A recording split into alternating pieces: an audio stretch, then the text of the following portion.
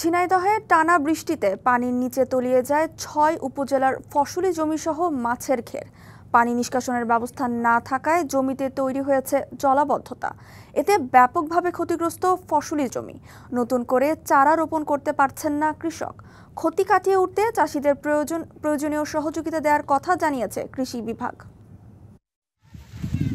চারিদিকে থই থই পানি, ভেসেছে মাছের ঘের, ডুবেছে সদ্য রোপণকৃত আমনের ক্ষেত।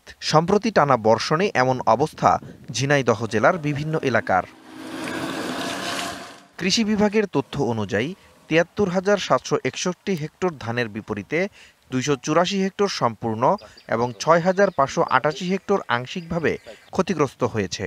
সবজি আংশিক ও সম্পূর্ণ মিলিয়ে ৪২৪ হেক্টর এবং ১৫০ হেক্টর কাঁচামরিচের জমি নষ্ট হয়েছে। এছাড়াও ক্ষতি হয়েছে পটল, পেঁপে, ড্রাগন, পানসহ অন্যান্য ফসল ও সবজির। পানি গড়া আবদ্ধ হয়ে রয়েছে, এতে প্রায় ৩-৪০০ বিঘা ভুঁই এই কোনো ফসল হচ্ছে না। ওখানে খাল কাটা নেই, ড্রেন করাও নেই। এই পানি বৃদ্ধি হয়ে বর্তমানে আমাদের রামচন্দ্রপুর তলায় যাচ্ছে, হরিধানী রামচন্দ্রপুরগুলা। কৃষকরা বলছেন পানির কারণে রোপণ করা যাচ্ছে না ধানের চারা। নতুন করে লাগালেও সে ধান ঘরে উঠবে কিনা তা নিয়েও সন্দিহান তারা।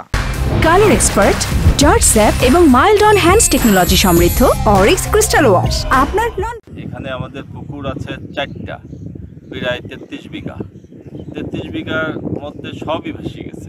আরও মৎস্য চাষি আছে, সবই তাদের ডুবে গেছে এবং ক্ষয়ক্ষতির পরিমাণ প্রচুর।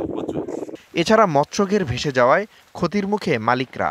আমাদের এই যে টল যে ক্ষেত, পুঁই শাক, এই সমস্ত সম্পূর্ণ পানির তলায় বর্তমানে চলে আসে। ধরেন পানির অবস্থা তো আপনি নিজেই দেখতে পাচ্ছেন যে পানির কি অবস্থা, খুবই খারাপ অবস্থা। এই সবজি একটা সবজি থাকবে না। ক্ষতি পুষিয়ে উঠতে কৃষকদের প্রয়োজনীয় পরামর্শ দেওয়া হচ্ছে, জানালেন কৃষি কর্মকর্তা।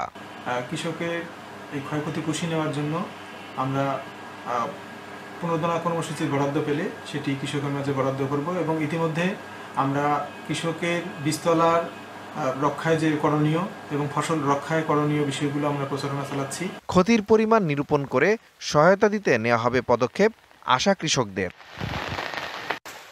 DBC news desk.